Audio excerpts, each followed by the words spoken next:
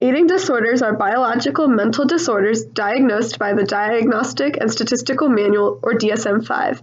Examples of eating disorders include anorexia nervosa, bulimia nervosa, binge eating disorder, and eating disorder not otherwise specified. Disordered eating, on the other hand, is an abnormal eating behavior that does not warrant the diagnosis of a true eating disorder. Many of the behaviors overlap between the two umbrella terms, and they can both result in similar outcomes like malnutrition, social isolation, anxiety, and depression. Our nervous system can be broken down into the central nervous system and the peripheral nervous system. The central nervous system includes the brain and the spine.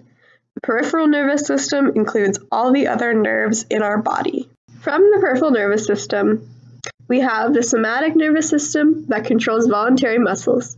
The other branch of the peripheral nervous system is the autonomic nervous system, which communicates with organs and glands. The autonomic nervous system is further divided into the sympathetic and parasympathetic response. This is where the fight or flight response lives. The sympathetic response is also nicknamed the fight or flight response, and it's used in times of danger or stress.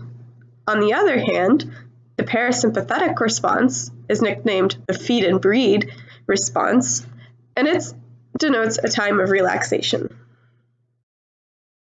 The sympathetic response protects us in an evolutionary sense because in times of danger, it drives blood away from organs like the digestive system and sends it to our muscles so we could run from an attacker. The flip side is the parasympathetic response. This is the restful counterpart to the sympathetic response, where the body diverts its energy and blood in towards the core for digestion. The problem is today, many people are staying in the sympathetic division, even though there is not a metaphorical lion to run from. When people are busy running from place to place and eating their dinners quickly, they are not digesting their food well because they are in the sympathetic division and their digestive system is not getting enough blood to do its job properly. We need a way to shift into the parasympathetic response so that we can digest and absorb nutrients optimally. One tool that can be beneficial is mindfulness. Mindfulness is the idea of bringing your focus to the present. Techniques that involve focusing on breathing, sounds, or other senses can help bring the focus to the present and calm the chatter of the mind. Now that we are digesting our food, let's talk about hunger cues and when we should eat. Many of us eat 3 meals a day because that's how we've been raised. But what if we ate when our bodies indicated we were hungry? This is one aspect of the concept called intuitive eating. The idea is that you throw out all the rules about food you know, like calorie counting, bad foods, and designated meal times, and eat when your body wants to.